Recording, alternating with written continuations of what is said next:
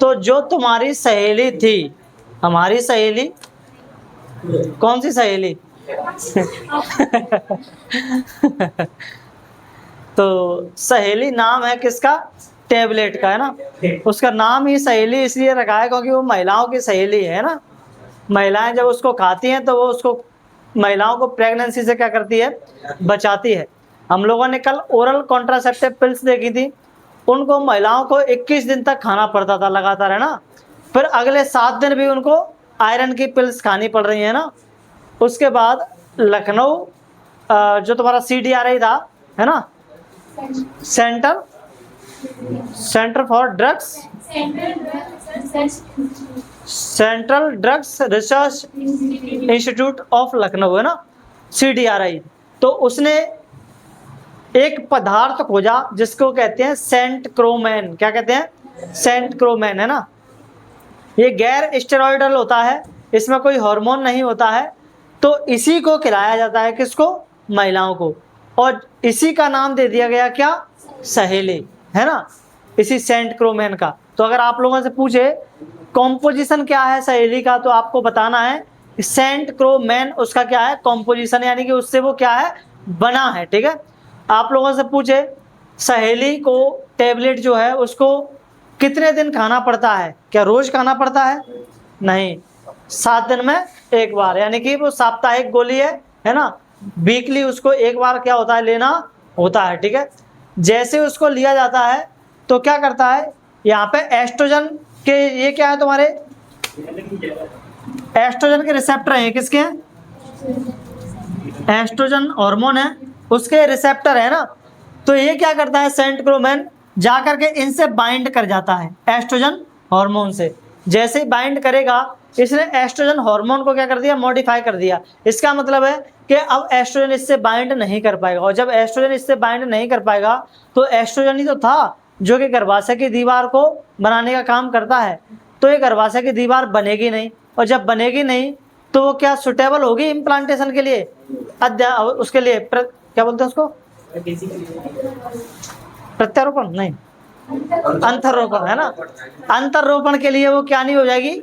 Unsuitable हो जाएगी, यानी कि वो तैयार ही नहीं है कि गर्भधारण वहां पर हो पाए। ठीक है। तो इस तरह से महिला क्या होती है? प्रेगनेंसी से बच जाती है ना। अगर आपको इसके लाभ हानि पूछे जाए तो लाभ हानि बता देना। इसके लाभ हानि क्या है? एडवांटेज ये है कि सप्ताह में इसको एक बार लेना है, रोज रोज की झंझट नहीं है ना। और दूसरा, ये गैर हार्मोनल है ना। और गैर हार्मोनल यानी कि नॉन स्टेरॉइडल होने के कारण हमारे बॉडी पर, यानी कि महिला की बॉडी पर इसके साइड इफेक्ट क्या होते हैं? बहुत कम होते हैं। उनसे कम होते हैं। किससे? ओरल पिल से, जो सामान्य ओरल पिल्स थी उनसे। ठीक है। और तीसरी बात, ये रिवर्सिबल होती है ना। रिवर्सिबल का मतलब है कि इनको खा लो, उसके बाद ऐसा नहीं है कि खाने के बाद महिलाएं अगर इनको बंद कर दें तो प्रेग्नेंट नहीं होंगी, है ना। प्रेग्नेंट हो सकती हैं क्या? होती ही हैं, है ना। डिसएडवांटेज क्या है?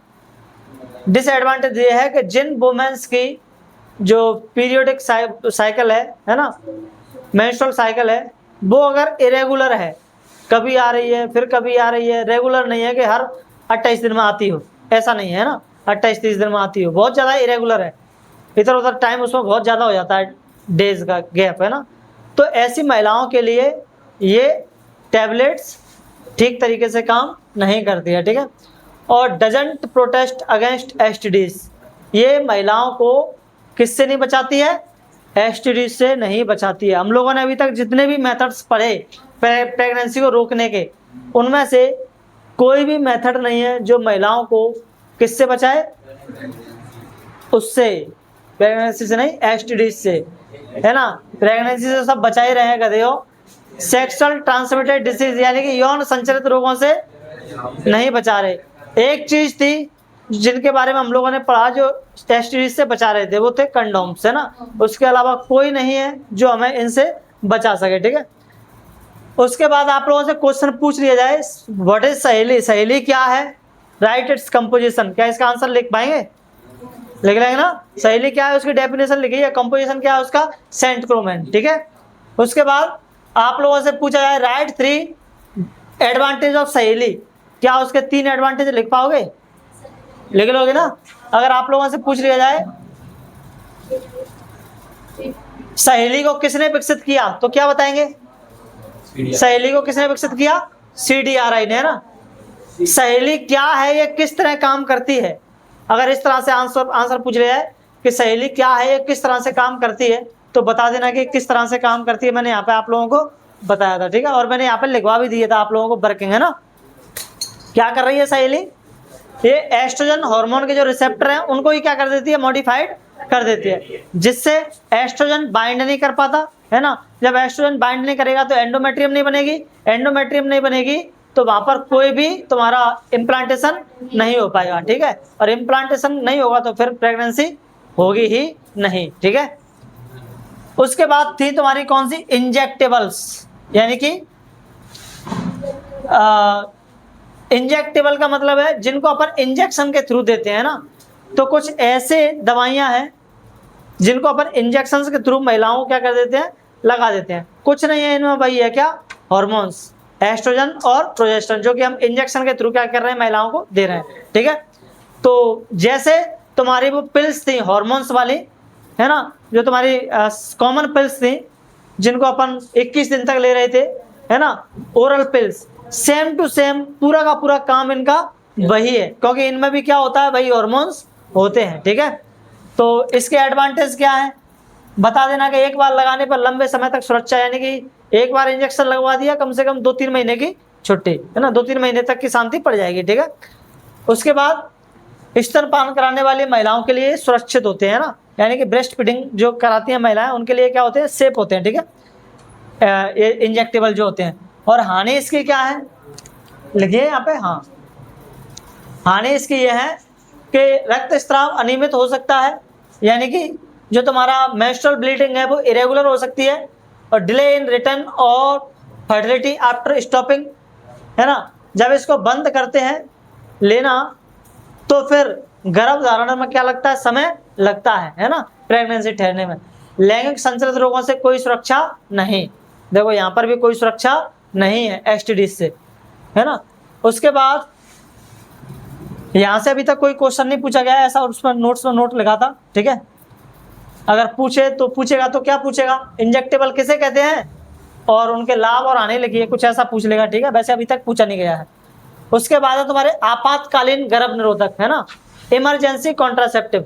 इमरजेंसी का मतलब क्या है? आपातकालीन। आपातकालीन मतलब ऐसी सिचुएशन बन गई है जो मतलब बहुत ही ज़्यादा हानिकारक टाइप की है, जैसे किसी की महिला के साथ किसी ने रेप कर दिया, है ना। अब ऐसे में वो प्रेग्नेंट होने वाली है या हो गई, है ना, तो फिर हम उसको प्रेगनेंसी को कैसे रोकें? तो उसके लिए इमरजेंसी कॉन्ट्रासेप्टिव पिल्स दी जाती हैं, है ना। वो क्या होती है तुम्हारी? या तो तुम LNG-20 का हाई डोज दे दो, LNG-20 पढ़ी थी हम लोगों ने, है ना, हार्मोनल है, हार्मोनल है ना। तो LNG-20 का हाई डोज दे दो 72 घंटे के अंदर, तो महिला प्रेगनेंसी से बच जाएगी। या फिर 2-3 OCP एक साथ खिला दो, जो अपन 21 दिन तक खा रहे थे ना, उनमें से 2-3 एक साथ दे दो, है ना, तो भी क्या हो सकती है? महिला प्रेगनेंसी से बच सकती है। या फिर असुरक्षित यौन संबंध बन गया है तो IUDs भी क्या हो सकते हैं? अपन तुरंत ही लगवा सकते हैं ना। तो ये वो विधियां हैं जब यौन अपराध हुआ हो किसी के साथ, है ना, गर्भ निरोधक, या फिर किसी कपल्स ने कोई कॉन्ट्रासेप्टिव यूज किया और वो फेल हो गया, है ना। तो उसके फेल होने के बावजूद अब प्रेगनेंसी के तो खतरे हैं। अगर प्रेगनेंसी का खतरा है तो हम क्या कर सकते हैं? ये काम कर सकते हैं इमरजेंसी वाला, ठीक है। ये LNG का हाई डोज ले लो 72 घंटे के अंदर, 2-3 OCP ले सकते हैं, या फिर क्या लगवा लो? IUDs लगवा लो, है ना। कॉपर टी वगैरह जो भी है ना, copper T, copper 7, multi load 375, जो भी IUDs लगवानी है लगवा लो, ठीक है। उसके बाद हम लोगों ने जितने भी गर्भ निरोधक अभी तक पढ़े, कॉन्ट्रासेप्टिव मेथड पढ़े, उनके क्या दुष्प्रभाव हैं? तो इतने सारे दुष्प्रभाव हैं। मतली या उल्टी आना। मतली का मतलब नोजिया, है ना। नोजिया का मतलब वो चक्कर से आ रहा है ना, तो यही है, आ नहीं रहे हैं। उल्टी जैसा मन होता है ना उल्टी आने से पहले, उसको अपन बोलते हैं क्या? मतली, नोजिया, ठीक है। तो नोजिया जैसी कंडीशंस बन जाती हैं।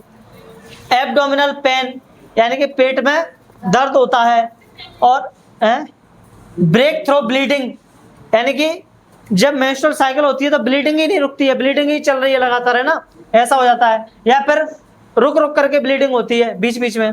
इरेगुलर मेंस्ट्रुअल ब्लीडिंग यानी कि जो अनियमित रज चक्र है वो हो जाता है ना। स्तन कैंसर का खतरा बढ़ जाता है, ब्रेस्ट कैंसर का, ब्लड प्रेशर बढ़ जाता है ना, मूड स्विंग करता है, मूड बदलता है, चेंज करता है, कभी कुछ करने का कभी कुछ करने का, है ना, इस तरह का हो जाता है। और वेट गेन यानी कि वजन भी क्या होने लगता है, बढ़ने लगता है। ठीक है, तो चलो आज का कार्यक्रम यही खत्म करते हैं, कल पढ़ते हैं।